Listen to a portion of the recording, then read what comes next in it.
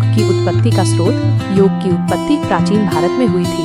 इसका इतिहास हजारों साल पुराना है और इसे सिंधु सरस्वती घाटी सभ्यता से जोड़ा जाता है। पतंजलि के योग सूत्र को योग के व्यवस्थित अध्ययन के लिए सबसे महत्वपूर्ण ग्रंथों में से एक माना जाता है। योगासन की उत्पत्ति। योगासन योग के शारीरिक आसन है। माना जाता है कि इनकी उत्पत्ति भी भारत में हुई थी।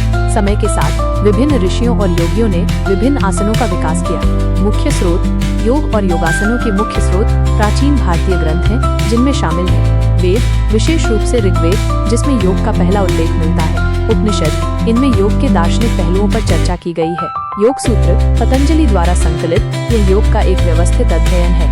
हठ योग प्रदीपिका, यह ग्रंथ हठ योग और आसनों पर केंद्रित है। प्रमुख आसन।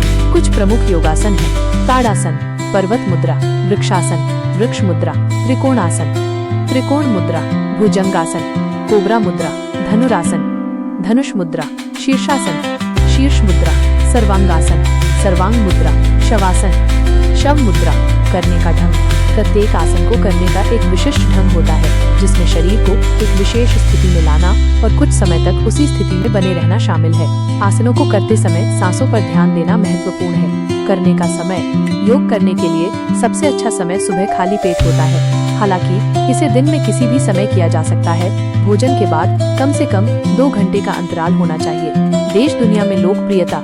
योग आज दुनिया भर में लोकप्रिय है। यह शारीरिक और मानसिक स्वास्थ्य के लिए एक उत्कृष्ट अभ्यास माना जाता है। इसकी लोकप्रियता का कारण ये है कि ये सभी उम्र और फिटनेस स्तर के लोगों के लिए उपयुक्त है। ये ध्यान रखना महत्वपूर्ण है कि योग केवल शारीरिक व्यायाम नहीं है, बल्कि ये एक समग्र अभ्यास है जिसमें ध्यान, श्वास तकनीक